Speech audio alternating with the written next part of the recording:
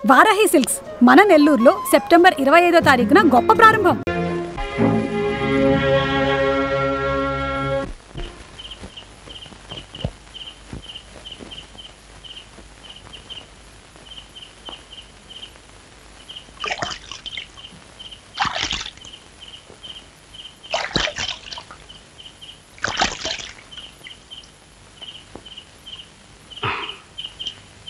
తీసుకువెళ్ళడానికి వచ్చావా తమ్ముడు?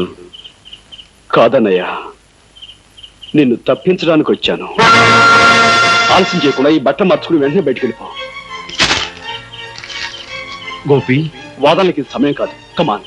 కానీ నీ భవిష్యత్తు అవుతుందిరా. నా భవిష్యత్తు కాదు ముఖ్యం. నువ్వు నీ సిద్ధాంతం బ్రతకాలి. నా గురించి నువ్వేమీ ఆలోచించుకో, నేను చూసుకుంటాను. నువ్వు వెంటనే వెళ్ళిపో. కానీ పోలీసులు అంత తేలిగ్గా వదలర్రా.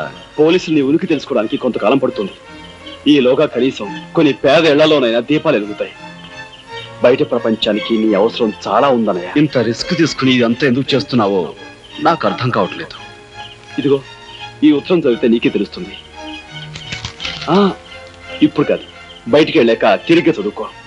ఆలస్యం అయిపోతుంది. నువ్వు బయలుదేరు. జాగ్రత్త. అన్నయ్య, నువ్వు నన్ను ప్రశ్న అడిగావు, జ్ఞాపకం ఉందా? ఉరి తీసేలోగా సమాధానం దొరికితే చెప్పమని. నా సమాధానం ఆ ఉత్తరంలో ఉంది.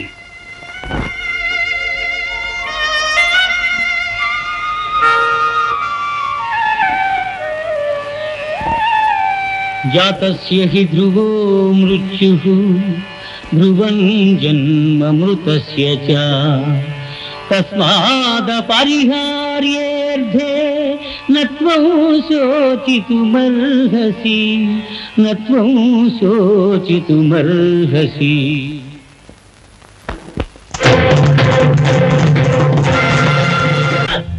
చక్కటి తర్వాత మన ప్రోగ్రాం ఏంటి?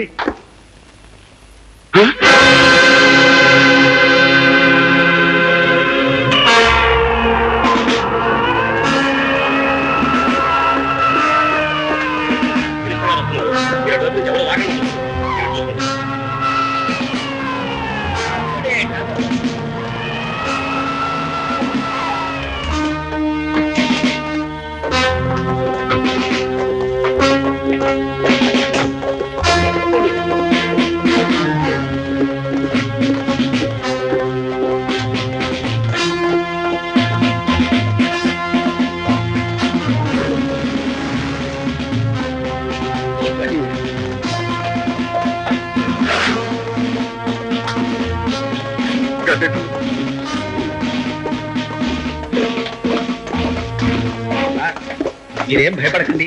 ఏమైనా సరే పోలీసు వేషంలో వస్తే తప్పని కుట్టలేదు.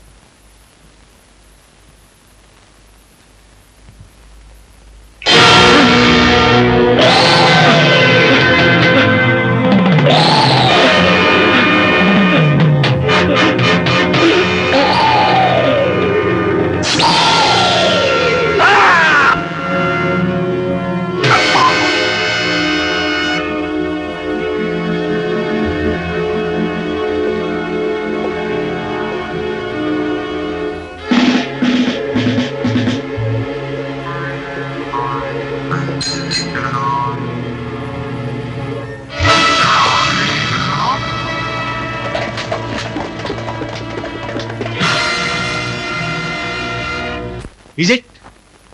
My God. వాడిని ఎలాగైనా సరే పట్టుకుని చంపండి. పావు గంటలోగా వాడు చచ్చాడన్న వార్త నాకు తెలియాలి. ఈలోగా ఇక్కడ రెండో వాడి విషయం నేను చూసుకుంటాను. ఎస్.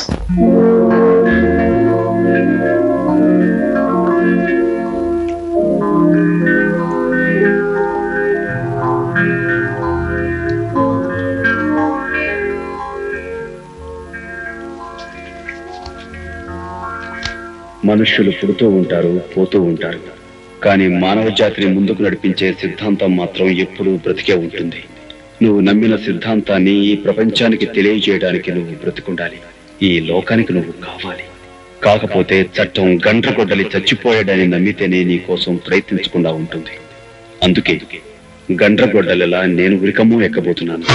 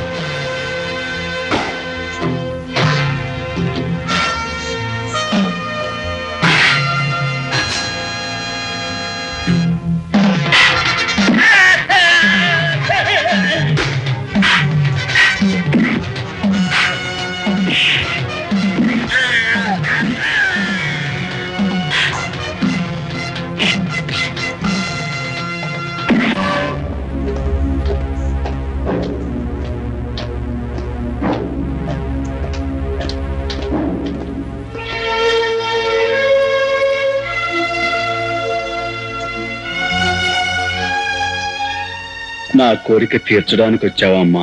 అవును బాబు, ఎంతో కాలంగా నువ్వు అడుగుతున్న కోరికను ఈ రోజు తీరుద్దామని వచ్చాను.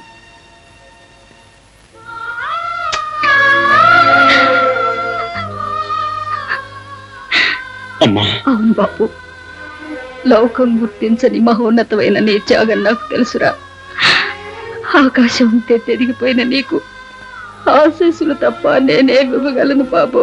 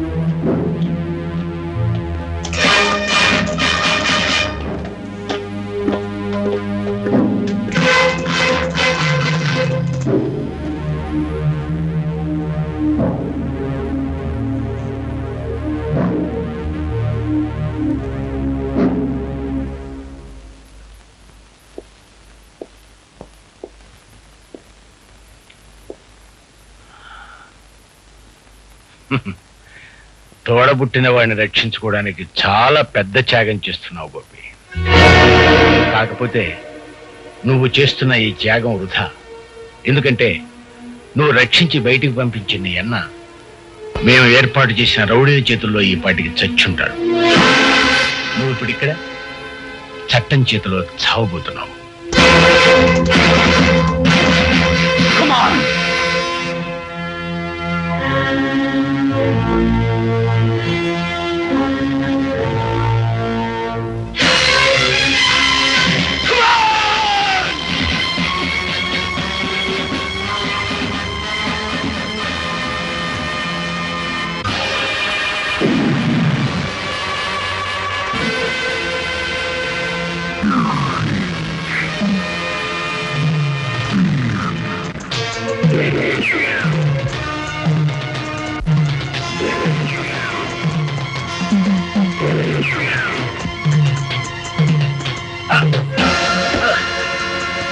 అన్నయ్య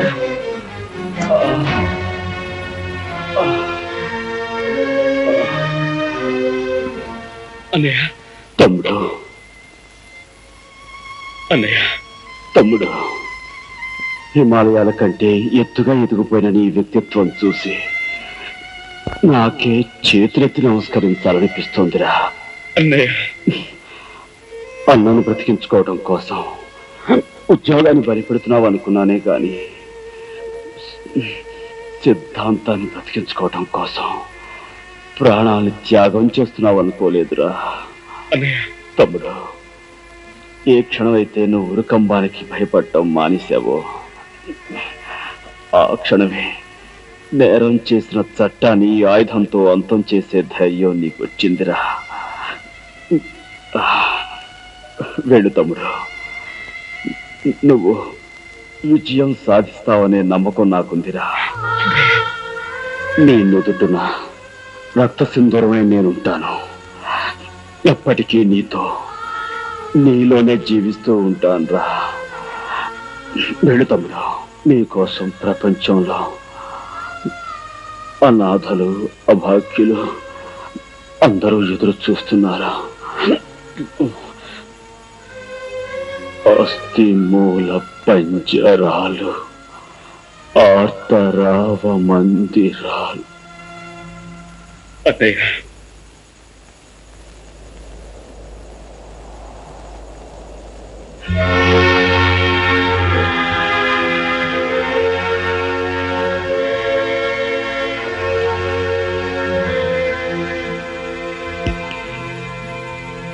జరిగింది దుష్ట శిక్షణ అయినా, గోపి చేసింది న్యాయమైన, చట్టాన్ని తన చేతిలోకి తీసుకోవడం నేరమే కనుక గోపి శిక్ష అనుభవించక తప్పదు. అందుకే కేసు పూర్వాపరాలు పూర్తిగా పరిశీలించి న్యాయస్థానం అతనికి జైలు శిక్ష విధించింది.